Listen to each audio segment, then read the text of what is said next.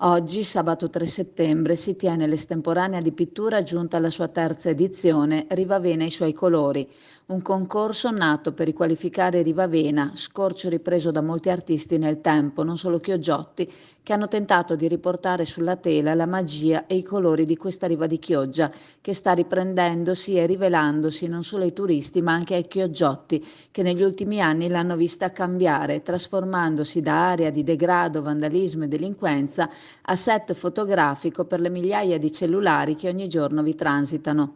L'estemporanea di pittura ha raggiunto le 30 iscrizioni, il 70% delle quali al femminile, provenienti dai posti più lontani. Le iscrizioni sono di artisti, oltre che da Chioggia, da Bologna, Milano, Trieste, Verona, da Padova, dal Veneziano, dalla Riviera e ancora da Monfalcone, dalla zona dei Colli Euganei, dal Rudigino e dal Polesine.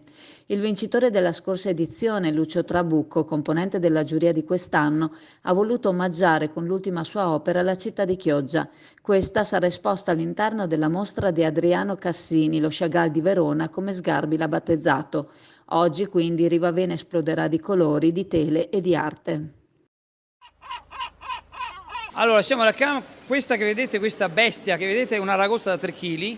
Questo solo per mostrarvi una parte della, della commercializzazione che c'è da CAM, che praticamente è il primo in Italia sia come quantità sia come qualità. Ci sono tantissime varietà di crostacei da tutte le parti del mondo, quindi quando noi vi mostriamo lo spot, quello del negozio, della vetrina, la vetrina è solo una piccola parte del fatturato qui della CAM, che è una delle, delle aziende del pesce più grande, non solo di Chioggia ma praticamente dell'intero territorio nazionale.